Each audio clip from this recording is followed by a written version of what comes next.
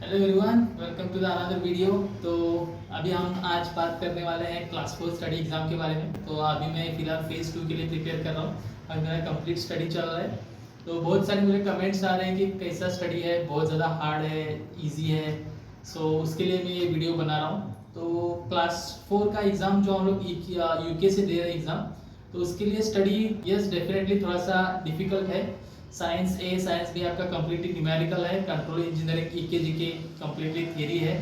तो ऑफकोर्स आपको टाइम देना पड़ेगा। It is not like your STCW certificate कि आप जाओ कोर्स करो और सर्टिफिकेट लेके आ जाओ। It is not like that. आपको टाइम देना पड़ेगा, स्टडी करना पड़ेगा, कंसिस्टेंसी रखनी पड़ेगी। अगर आप एक दो दिन भी स्टडी स्किप कर देते हो तो बहुत सारे फार्मूलाज है जो आप भूल जाओगे। सो यस, आपको बहुत ज़्यादा टाइम देना पड़ेगा, बहुत मेहनत करना पड़ेगा। और ओरल के लिए स्पेशली आपको एक्स्ट्रा टाइम देना पड़ेगा, बिकॉज ओरल का जो ईके जीके के ऊपर ओरल होता है उसका स्टडी मटेरियल बहुत ज़्यादा है। आपका साइंस ए हो गया, साइंस बी हो गया, इसका या फिर कंट्रोल हो गया, इसका स्टडी मटेरियल लिमिटेड है। बट ईके जीके का जो स्टडी मटेरियल है ये बहुत ज़्यादा है और ओरल में वो लोग कुछ भी पूछ सकते हैं, कुछ रेस्ट्रिक्शंस नहीं है पूछने के लिए। सो ऑफकोर्स आपको ओरल के लिए बहुत ज़्यादा टाइम देना पड़ेगा। प्रिपेयर करने के लिए आपको वर्चुअली प्रैक्टिस करना पड़ेगा, आपको किसी को सामने बिठा के क्वेश्चन आंसर का प्रैक्टिस करना पड़ेगा, आपके फ्रेंड के साथ या फिर जो भी आपके करीबी हैं उनके साथ बैठ के आपको क्वेश्चन आंसर सेशन करना पड़ेगा। तभी जाके आपका ओरल के लिए प्रिपरेशन अच्छा होगा। और रेस्ट साइंस है, साइंस भी इट्स ऑल न्यूमेरिकल, तो आपको डेली क्वेश्चन पेपर्स करने पड़ेंगे और वो हो जाएगा।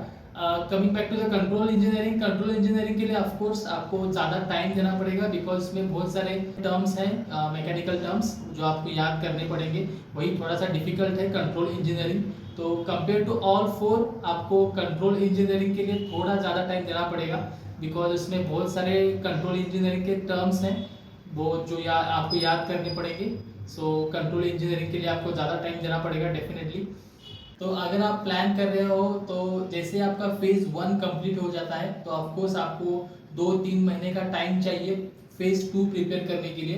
इट इज़ नॉट लाइक कि आपका कल फेज़ 1 ख़त्म हुआ है और जस्ट नेक्स्ट मंथ आप एग्ज़ाम के लिए जा रहे हो, तो डेफिनेटली आप प्रिपेयर नहीं कर पाओगे, प्रिपरेशन नहीं कर पाओगे एग्ज़ाम के लिए।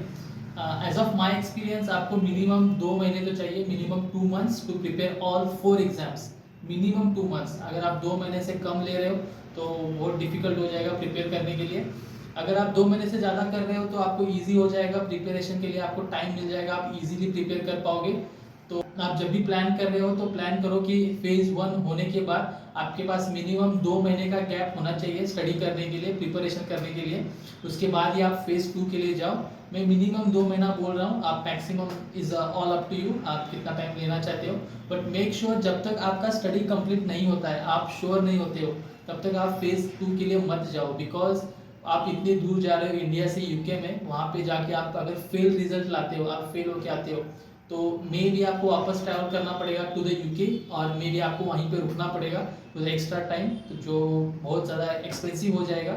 सो मेरा सजेशन यही है कि आप थोड़ा सा टाइम लो, आप 2 या 3 महीना स्टडी करो अच्छे से घर पे। डेली आप 6-7 घंटा जो भी आपको डिपेंड होता है, आपको जो सूट होता है वो हिसाब से आप स्टडी करो, खुद को प्रिपेयर करो, then go for the exam. और यस डेफिनेटली अगर आप स्टडी अच्छे से कर रहे हो तो ऑल 4 सब्जेक्ट आप इजीली निकाल सकते हो विद इन वन शॉट।